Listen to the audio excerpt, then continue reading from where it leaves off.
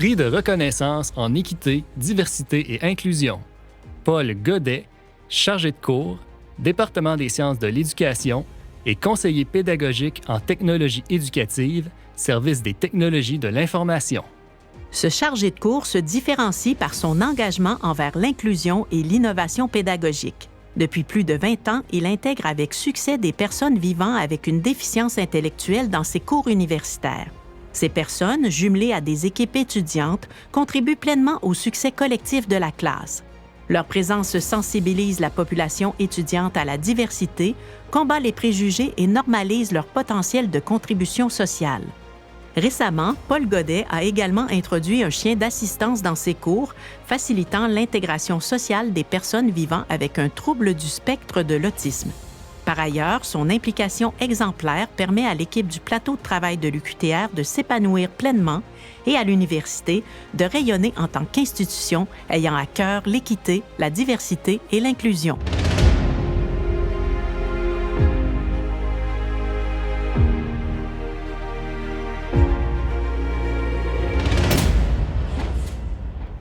Le prix EDI, pour moi, est très important. C'est une belle marque de reconnaissance de la part de l'université pour tout le travail qu'on fait depuis plus de 30 ans. Ce travail-là, je le partage, ça n'a pas été fait seul, comme de raison. Marc Caillotte, Véronique Bosbé et sans oublier celui que vous connaissez tous probablement, Félix-Antoine Aubert, qui est le jeune au plateau de travail, qui est ici depuis plus de 20 ans à l'université, donc que vous côtoyez à tous les jours. Et c'est une belle marque de reconnaissance de l'université par rapport à tout le processus, le travail qui a été fait en amont pour maintenant avoir les résultats que nous avons aujourd'hui, qui est l'inclusion pratiquement totale partout dans les murs de l'université. La première initiative comme chargé de cours a été l'inclusion de Félix-Antoine à l'intérieur de mes cours. C'est un long processus quand Félix est arrivé dans mes cours, mais ça a été vraiment, je dirais, l'élément déclencheur de tout le processus des 22 dernières années qui inclut. Et comme on a connu beaucoup de succès avec Félix et qu'il a adoré, ça a fait boule de neige.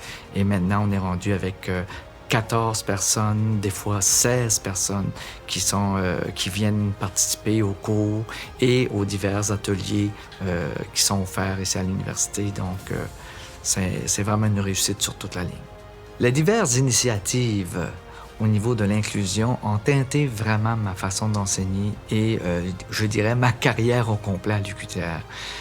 Dans les divers cours que j'ai enseignés, il y a eu toujours une approche faite avec le processus inclusif. Entre autres, je me souviens, il y a quelques années, des patriotes de l'UQTR que j'enseignais au hockey. Entre autres, c'est pas moi qui leur enseignais le hockey, mais il était dans le programme de hockey.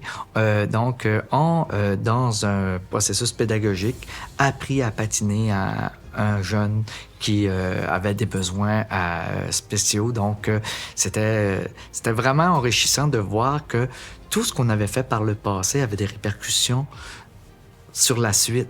Et d'autres professeurs, d'autres enseignants aussi ont continué aussi. Et j'espère qu'à la suite de peut-être de ma retraite comme à l'université, que d'autres vont prendre la relève justement au niveau du processus inclusif des élèves ayant un besoin particulier dans les cours dits réguliers.